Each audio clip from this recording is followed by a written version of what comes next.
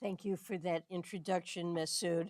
And it's great to be here at the Center for Global Development. I appreciate very much the critical work that you do to reduce poverty and improve lives around the world, including through your work on the multilateral development banks.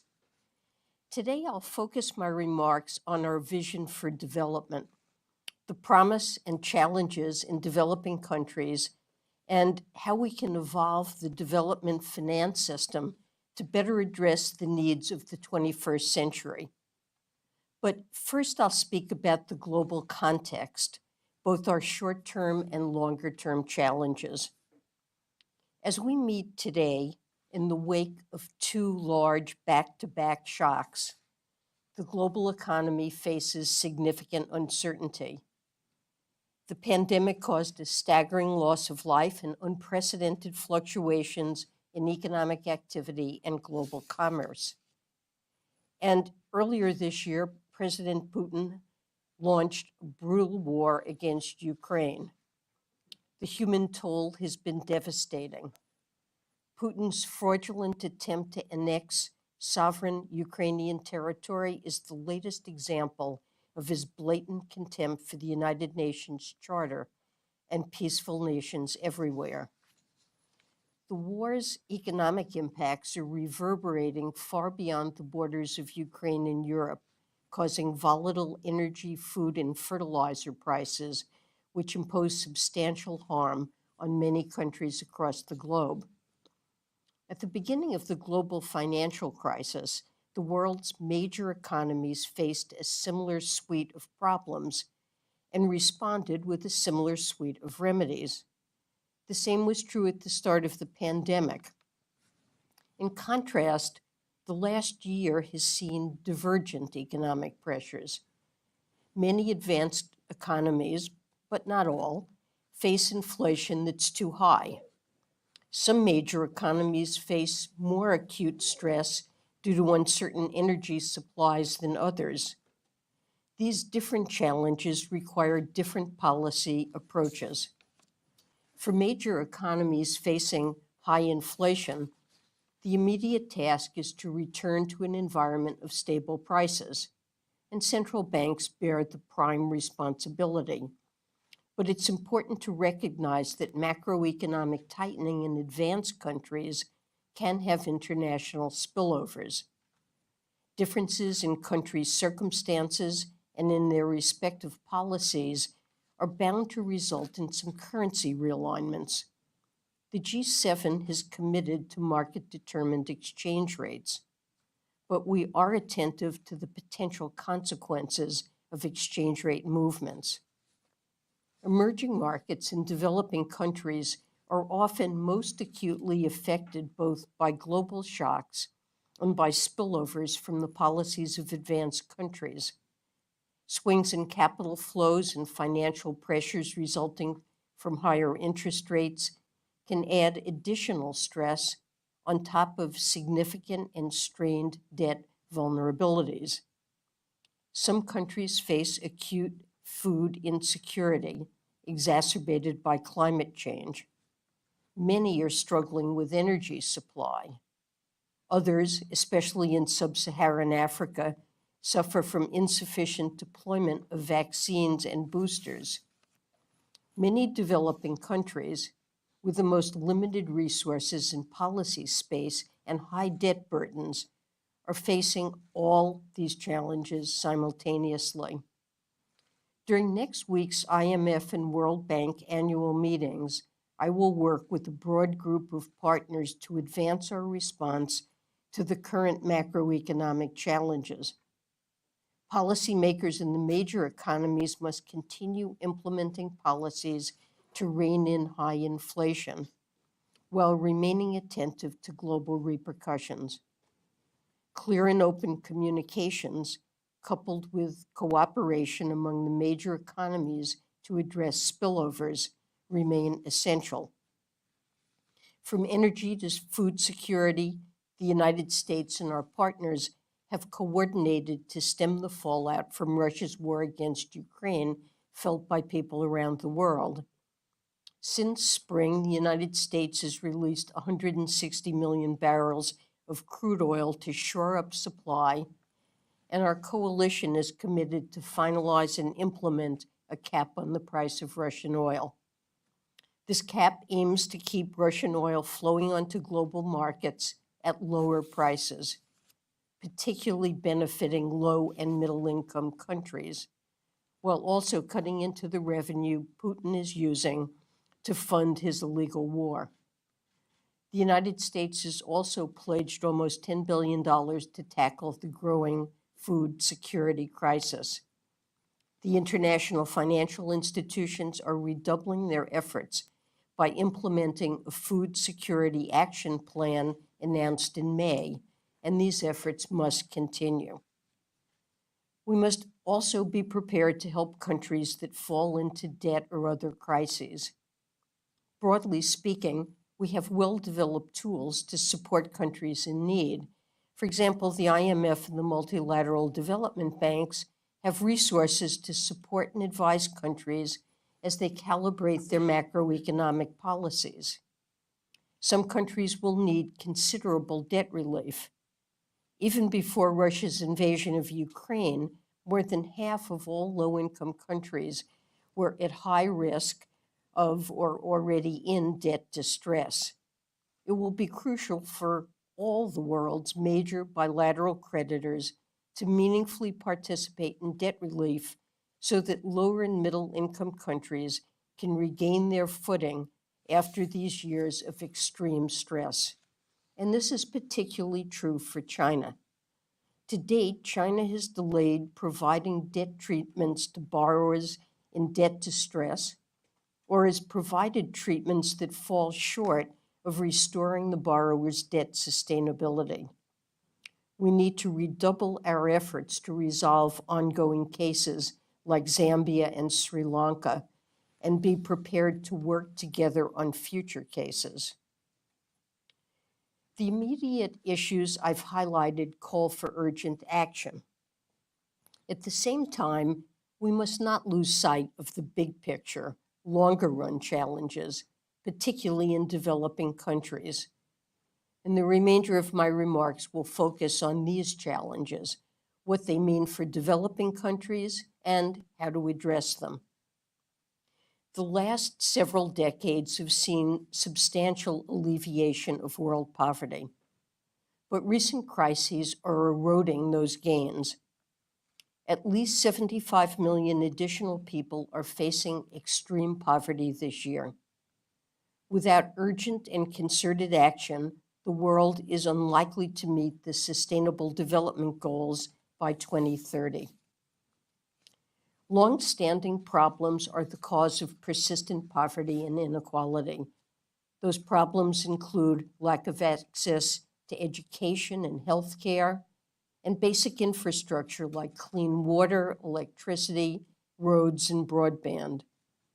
Ineffective, non-transparent institutions foster corruption and political oppression. They also limit the rights of women and minorities. And developing countries, along with the rest of the world, are experiencing increasing incidents of extreme weather driven by climate change, with agriculture especially vulnerable.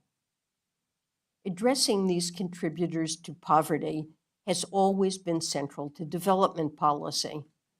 But this agenda is particularly important in unlocking key trends that are shaping the future of the developing world. Let me touch on two examples. The first is demographics. Most of the world's net population growth over the next century will be in sub-Saharan Africa and certain regions of Asia. In Africa, an estimated 1.7 million individuals are now entering the job market each month. These future generations will expand the labor force and could drive new innovations and productivity gains.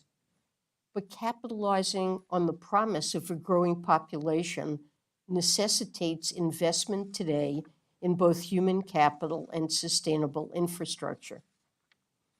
The second trend pertains to technology and digitalization.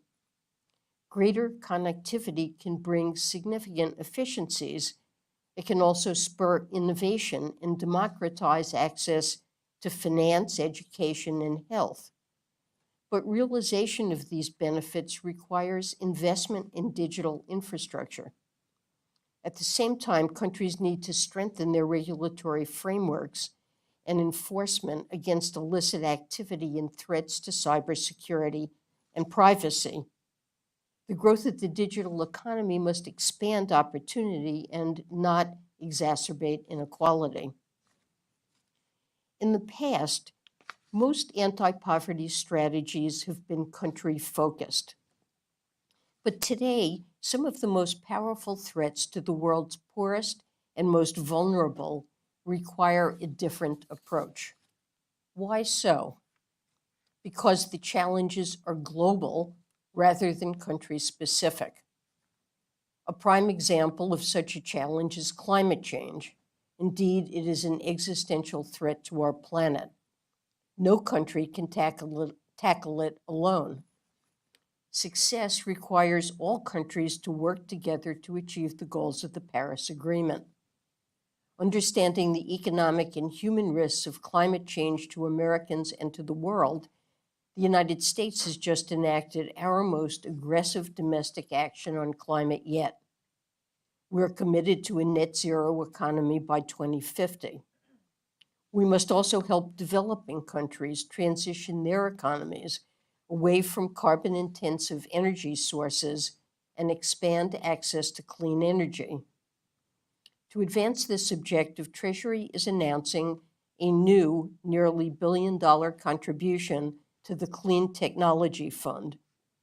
And the Biden administration remains committed to boosting international climate financing to over $11 billion by 2024. In addition to abating emissions, countries must also build greater resilience to climate change's impacts. Recently, devastating floods in Pakistan dislocated more than 33 million people and destroyed hundreds of thousands of hectares of farmland. Global climate change has stark consequences at every level, local, national, and regional. The world must mitigate climate change and the resultant consequences of forced migration, regional conflicts, and supply disruptions. Pandemics are another key global challenge. As the COVID pandemic has demonstrated, pathogens do not respect borders. If unchecked, pandemics can bring the global economy to a standstill. Uneven access to vaccines and medicines, along with underinvestment in public awareness and public health infrastructure, can cause outbreaks of new variants that disrupt the entire world. We must build on the work we have already done, which includes the new Financial Intermediary Fund for Pandemic Prevention, Preparedness, and Response, housed at the World Bank. And we must accelerate our work to help countries build robust public health infrastructure. And of course, local fragility, conflicts, and violence can spill over to neighboring regions. As of June, the UN estimates that there are more than 100 million people worldwide displaced by conflict, violence, and fear of persecution. That's almost 60 million more than just a decade ago. Displacement of people and broken supply chains can ripple through regions and the world. To contend with these effects, governments will have to increase their budgets for security, refugees, or disaster recovery, and that will likely be at the expense of investments such as education and health.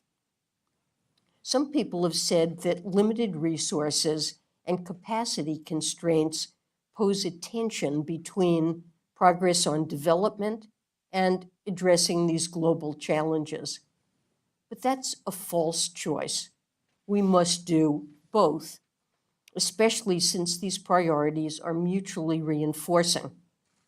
Unmitigated global challenges can be destructive to our development aspirations by putting at risk investment, financial stability, and human health and welfare. Conversely, lack of development can magnify global challenges and increase vulnerabilities, with negative spillovers onto the rest of the world. So, how to make sustained progress on this array of challenges? We need to come together to develop new strategies, policies, and approaches to mobilize financing more effectively across domestic resources, the official sector, and the private sector. There's a huge pool of global savings, but the flow to developing countries is limited. Why?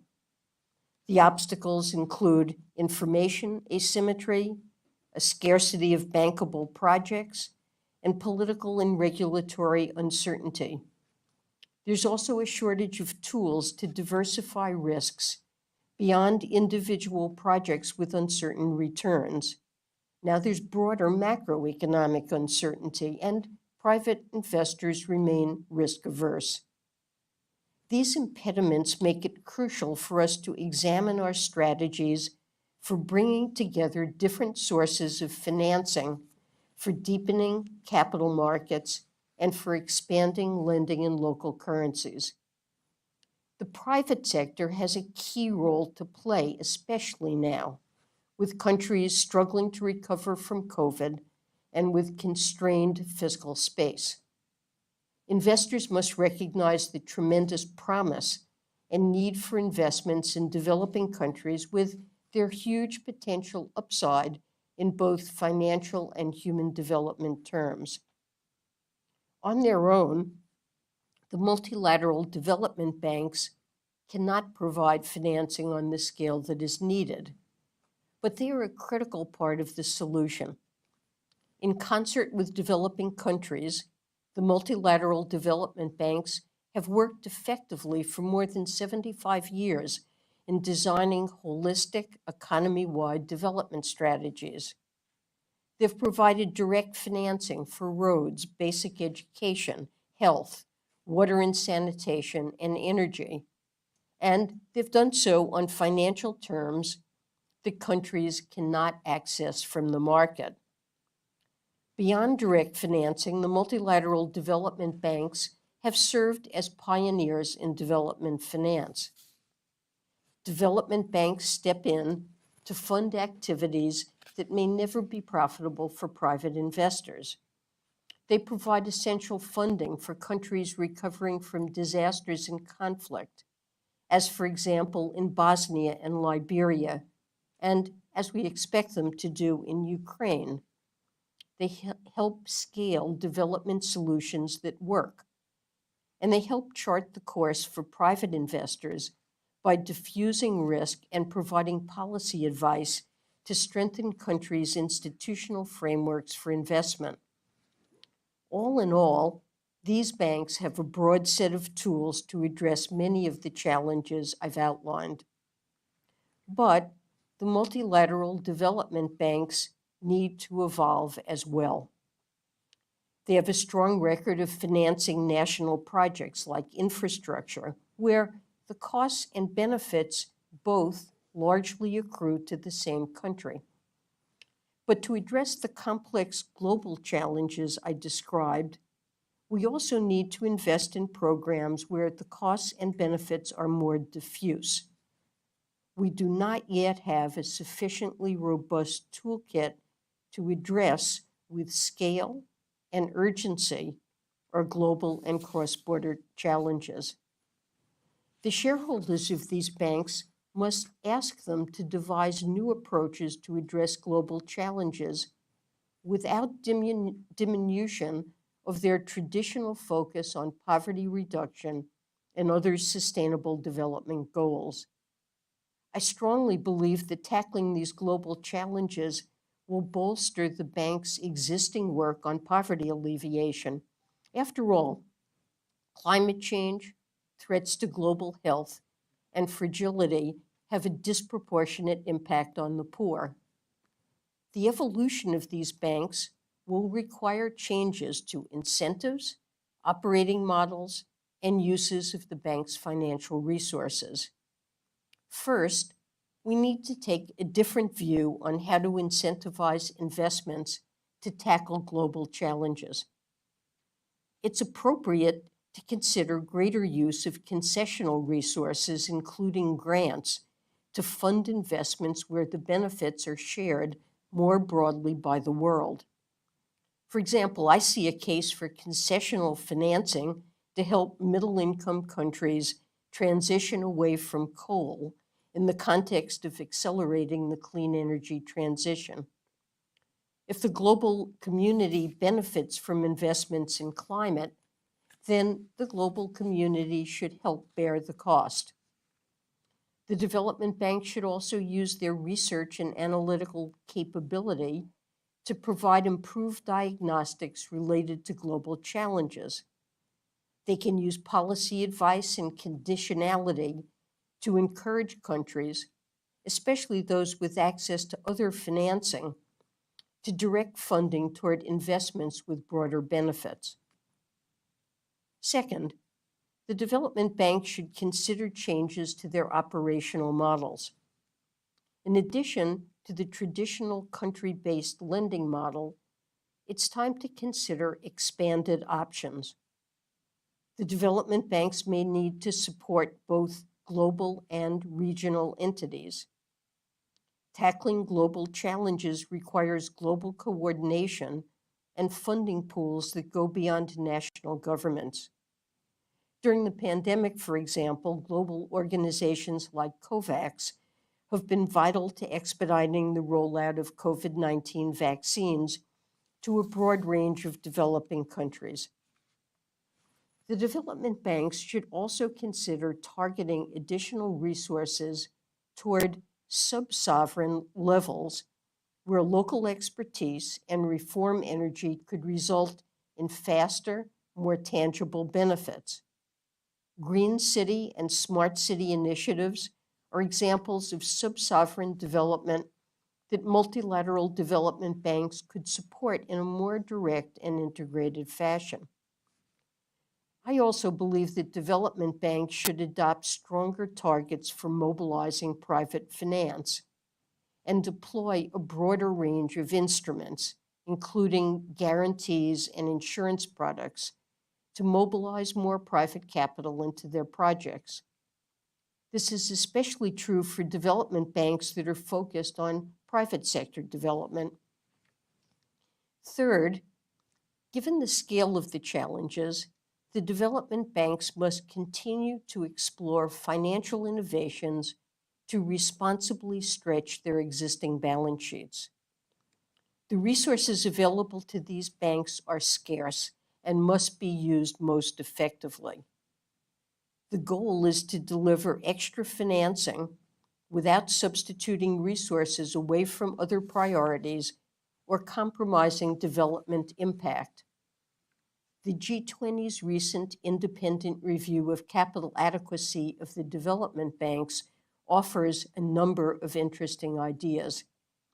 One possibility involves freeing up capital for new lending through increased securitization of private sector projects or portfolios. Other potential ideas include expanding sources of equity and adjustments to financial management. We must, though, be clear-eyed about how much more lending can be leveraged from current balance sheets. Prudent financial management and financial sustainability are important for these institutions to deliver, not only today, but into the long term. We need to preserve the ability of the institutions to borrow from markets on attractive terms and to play a countercyclical role when needed.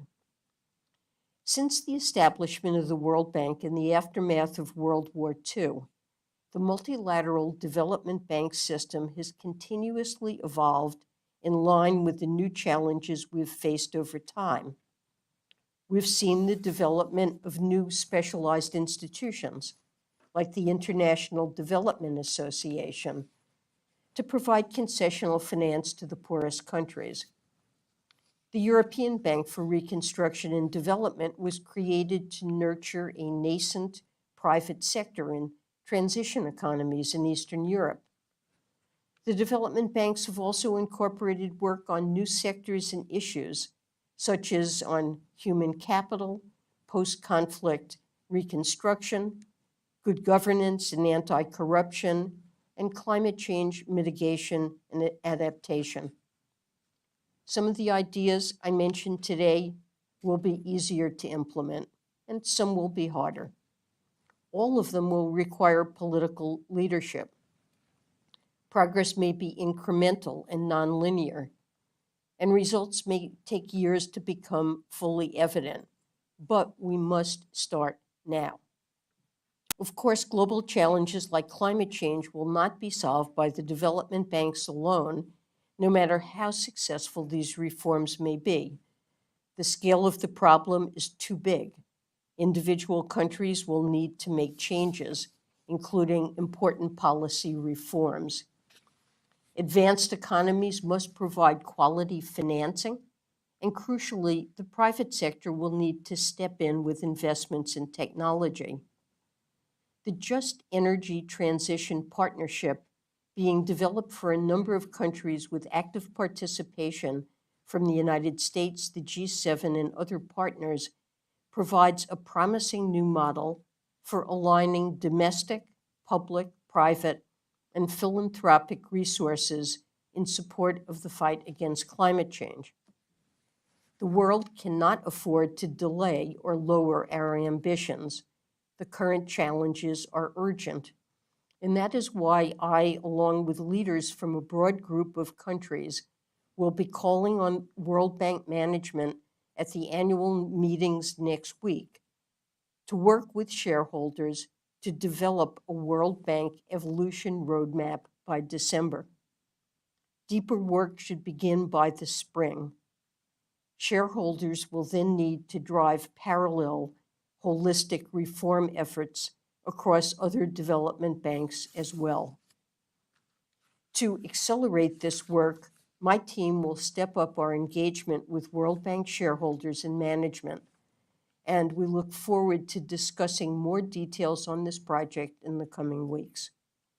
So, let me conclude where I started. To confront the evolving challenges facing the global economy today, we all have jobs to do at home.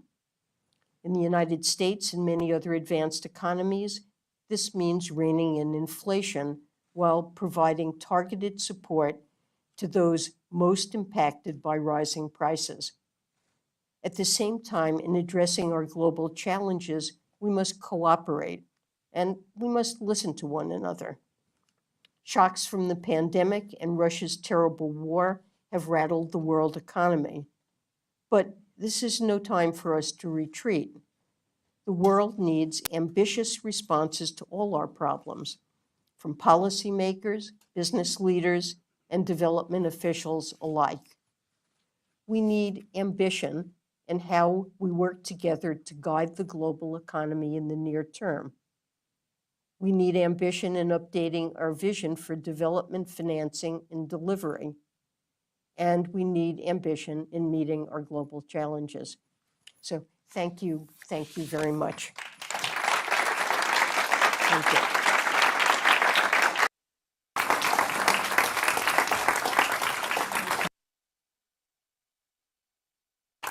As I said, we're not having any questions, so thank you all for attending. Yeah.